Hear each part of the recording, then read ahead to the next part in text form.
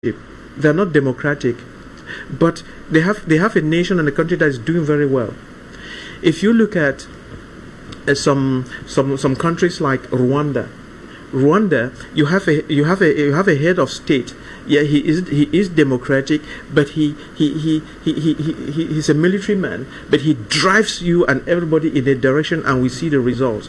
And you see Ghana too coming out. You see Tanzania coming out. You need people who know what it takes to make things happen, and then they use their will and their power to drive the nation in that direction. Mm-hmm. And I remember also Bishop Duncan Nicholas. He's a bishop of one of the Pentecostal churches in Ghana. He's if you have seen his video, he's a big guy, and he's always wears something white, biggish white on top and the bottom. Mm-hmm. And he said that what we need in Africa is not these elections every 4 or 5 years, changing this and changing that. We need all political parties and all elites to come around and form this mega structure which chooses a leader based on some characteristics, not by voting, who chooses a leader and sets that leader up, and the leader picks some ministers and some people, and then this platform builds our countries for 25 years. We keep going and then changing each other on the way. We keep going somehow to build a stable nation, stable economies, and stable security, stable development, stable education. Because in Africa, people just come up and then they put together a bunch of ideas that they themselves don't believe in, deceive the masses. They get voted in when all they are looking for is to lay their hands on the government treasury, mm-hmm. or the treasury of the nation and the resources, and then they start to plunder these. Yeah. And then all they do is undo what their predecessors have done. They don't build on what the other persons left behind. You try to damage, to discredit the other person who just went. You try to undo everything, damage that, so that at the end of the day, we are always starting, we are always rebuilding, and that is messing Africa a lot. What we need is a benevolent despot. Benevolent despot, someone who knows what is best for his country, goes to get it, even undermining democratic principles. That's right. And once you have that benevolent despot, we put our democratic elections aside, then use the wisdom that Bishop Duncan has given to us. Mm-hmm. When we use those things, we will grow. Doc, but the question may be asking is how do we arrive at this, considering the fact that we're looking at America now, it's gone, it's taken the African way. Now, they still have the power to sanction us, even though they've gone the African way. How do we... They would use soft power to sanction us, because at the end of the day, it's not the American government or the American people. It is the strong American institutions that will sanction us. They still have the power to sanction us. It's like thinking that because you are a teacher, you cannot fail at an exam. You see? Yeah. So it is Donald Trump that has failed. And it's Donald Trump and his government that has failed. It's not America that has failed. But many still believe in him, and they believe that the elections actually were stolen, just like his campaign. Well, because he made them believe like that, and that's why we say that the majority is not always right. It's not because a large crowd of people are saying something that is its truth. It's not true. So it's just because, it's also many. If you went to check in America, more than half of the population in America don't believe in abortion. Just because they believe in abortion doesn't make it right. Mm-hmm. More than half of Americans believe in a male getting married to a male, a female getting married to a male. Mm-hmm. Just because a majority of them believe in homosexuality doesn't make it right. Yeah. So it is not because you have a mass of people believing in some particular thing that necessarily makes it right. Mm-hmm. All right, and at this point in time, after 2 months of after election, Donald Trump finally effectively considered the presidential election Thursday evening, calling for calm and condemning the storming of the Capitol building by his supporters. Now, when we look at how far this went, to the extent of attacking an institution like that. Now, what do you think will happen in the days ahead? We have up to 20th of January to decide actually if America gets back on track. You see, sometimes, every coin has got two faces to it, and every knife has got two edges. Let us, like the saying goes, that there's always a silver lining in every cloud. Yeah. There was something good about this this revolt in America. You know, what was good about it? The good thing about it is that it tells us that no human being is perfect. That's the first lesson that we learned. Then the good thing again about it is, you see, America is a place of rights. Everybody say my right to bear arms, right to do whatever you want. Yeah. You've seen, even in America, yes, you have the right to have your arms, but somebody would smoke his manga, and then the next morning he would take a gun and go into a school and shoot 40 other people who are not part of his family, who have no business to do with his stupid brain. Yeah. Are you getting it? Yes, he has his right to have his gun. He has a right to use his gun, but you don't have a right to kill 40 other people. Yeah. So you see that. So the saying goes that your rights end where the rights of the others begin. Exactly. But because these people in America are my rights, people just go on with this concept of their rights, failing to know when they should stop. And this was one of those moments. It's our right to protest. It was our right to protest. Oh, by the way, another good lesson from America. You know, when you were asking about Professor Kamto and his people here and so on, they wanted to march a couple of times, and our security people stopped them. I was one of those people who was saying, why should the security stop them if they are going to have a peaceful march? But you know, the mentality of an intoxicated crowd cannot be trusted. Yeah. And therefore, when a crowd is intoxicated and is going for something like this, in as much as they will tell you that it's non-violent, at the end of the day it will be violent and there will be destruction. And therefore, I would want to say that, you know, our government was right to stop some of these things in the bud. Don't let people come onto the streets and start whatever before you go after them. So that was one of the lessons that we learned. And again, what is that silver lining again in the cloud? In the cloud, you know, Donald Trump and his people kept saying we have won, we have done this and so on, and pushing people to the wall. And they push people to the wall that, you know, they come to the edge of the precipice and don't stop. And they carry on, and their bad behavior kills them.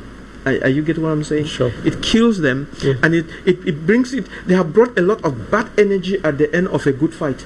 They have caused a lot of bad energy, and what happened yesterday was like they pulled out the Joker.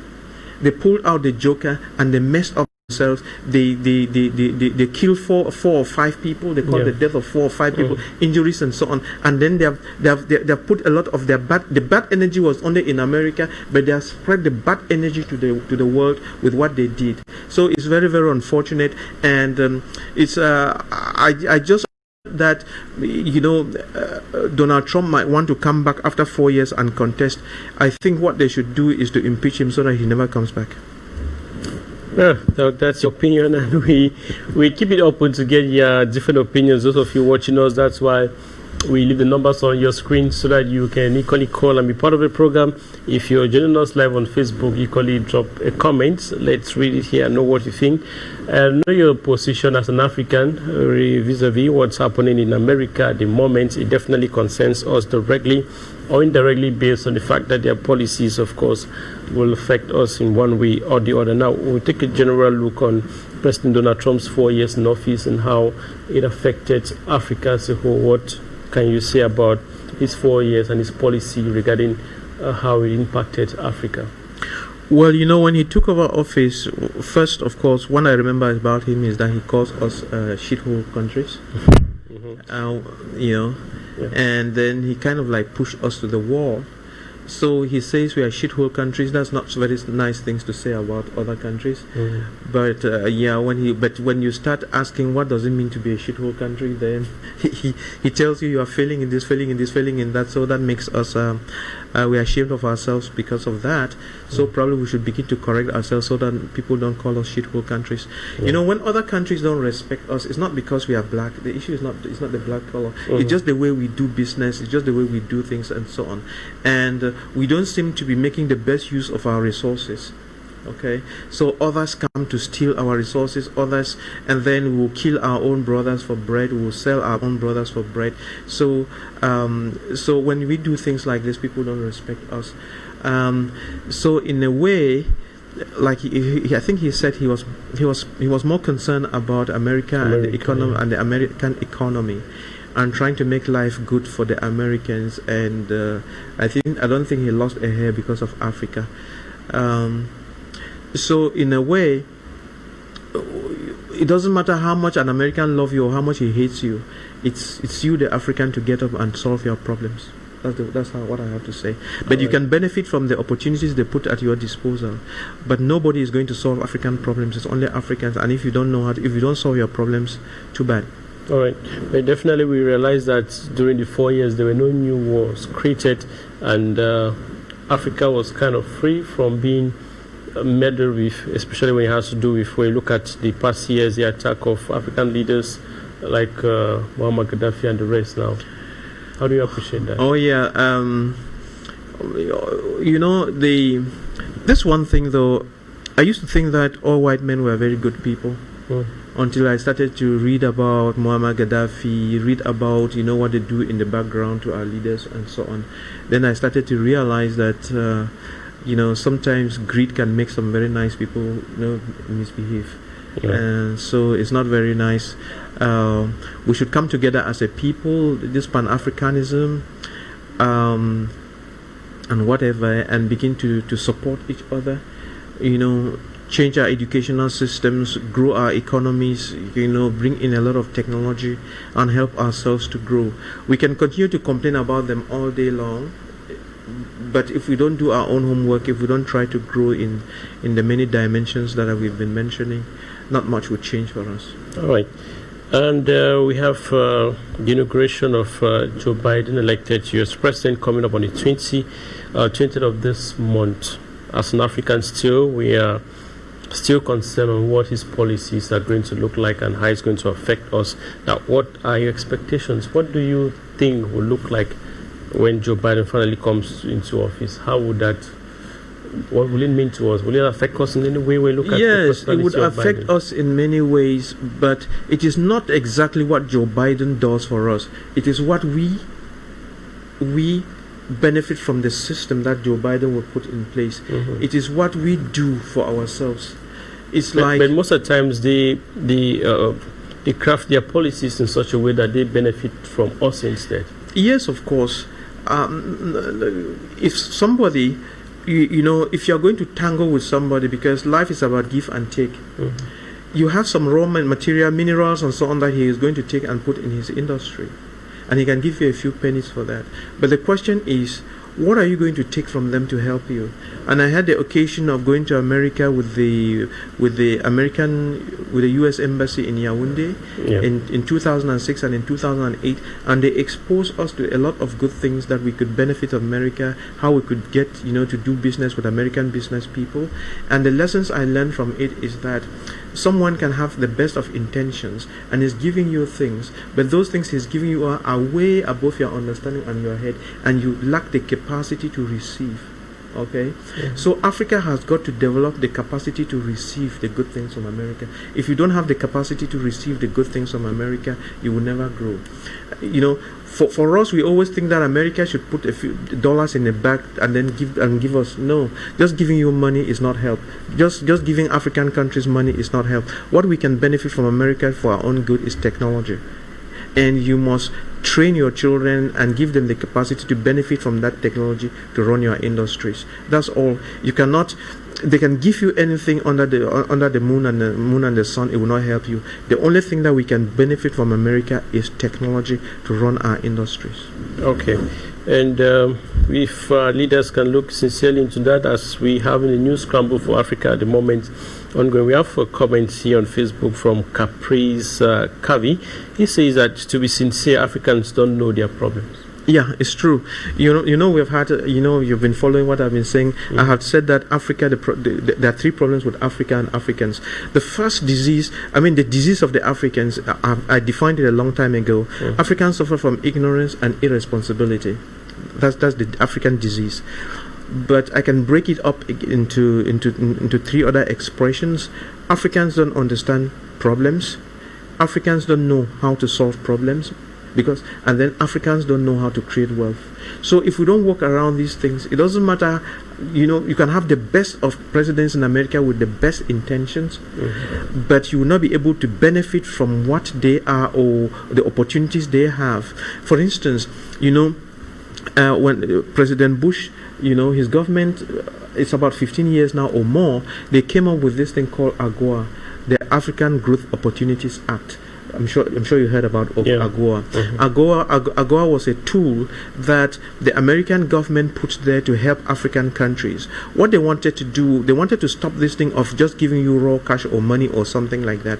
They wanted to help us to develop and create our indigenous industries, and then produce some goods in Africa, put them in a container. As long as you produce them to marketable standards, to international standards, just load them into containers. Not one, not two. Even fill the whole ship, and then just drive that ship to America. No custom duties. No custom is asking you for 1 penny. Offload the things there and sell in America and take your money back home.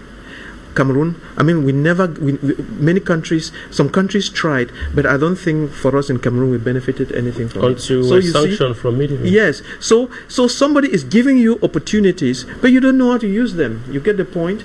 There was the AGOA, then there's OPIC, Overseas Private Investment Corporation. So many ways of bringing money and opportunities from America and putting them here and creating wealth, which is what the Chinese did. They went to America, brought those American industries and so on, and put them in China. So through that they transferred technology, they transferred savoir-faire, and now they're conquering the world. So America gave us all those opportunities, but we still sit here and we are dreaming and asking what Biden will do for us. Biden will do nothing for you until you do something for yourself. Biden will do nothing for us until we do it for ourselves. Doctor, maybe I give the opportunity to maybe a last message before we wrap up this edition. We're talking about Africans and what lessons we're learning from the chaotic America's election, which is yet to be settled finally. Well, if we leave America and everybody alone and talk about the new year wishes and whatever, I read somewhere some wise sayings on WhatsApp where someone was saying that in fact 2021 is a great year. All right, it's a great year that God has packaged and given us. It's a capital. This capital. And how you invest it determines whether the year is good or bad for you. So if you do the right things and make the right choices and you invest, you do whatever that is right, 2021 will yield fruits for you. But if you are irresponsible and you don't use the time wisely and you don't sow so that you can reap, then of course the year will be bad for you. If you go drinking all year round and fighting and doing things and doing things that won't bring God glory, of course the year will be bad for you. But if you invest the time very well and do what is right, of course the year will be great. So let us invest in that time wisely and do things in truth and in love, respecting others, having this humility, and it will be well. Okay, you'll be well, Doctor. Just maybe before we go, should we appreciate some of our African leaders so far? Yeah. When we look at the that's benevolent deposit principle, and we look at benevolent despots. You look at how the African leaders somehow have been managing the situation in their different countries. Yeah. Any appreciations on that? Yeah, a couple of leaders, when the leader is good, the country starts to emerge. When the leader is good, the country starts to emerge. The leaders, when we say they're good, it doesn't mean that they don't have some dark sides. I mean, every human being has two sides, the dark and the good. But let's just focus on the good for now. You would mention the leader of Rwanda. That's a great country. The country is great because the leader knows what he's doing. We will mention Tanzania, okay? And then you see the president is very humble, collecting pennies in the church, the penny basket. Then we'll mention the president of Ghana. These are great examples. All right. Much appreciations to them, and we hope that more Africans will copy the I think there's another president in Niger Republic. I saw his video. We have the Field Marshal of Chad, President Idris Deby Itno. Yeah, the WSED is a good example of a benevolent despot. Yeah, sure, he knows what his country wants. Yeah, and then he pushes. And he's been doing he's much. not democratic, not but he forces you to go in some direction. Yeah, not only for his country, but for the whole region. And he's been an example for many African leaders so far. That's right. All right, and it's here we are putting the cover to this edition of the program. Ladies and gentlemen, thanks for being there today and for watching. We very much appreciate your time all through this week. We invite you to join us tomorrow when it's 3 p.m. Central African time, 15 hours West African time for the Pan-African debate. Until we meet again, have a wonderful time. More programs are yours right ahead on Africa Media. Until then, how Africa is going to benefit from the American United States elections. Like Doctor said, we're doing it for ourselves and not waiting that Biden is going to do it for us. So, we don't do it for ourselves, forget it. Forget it. Okay. Until then, stay tuned and have a wonderful time. Say bye-bye from here. Hello? Hello, you're on the program. Good day to you, sir. I very appreciate it. I very appreciate all what you are talking about it. Good day and good day to all.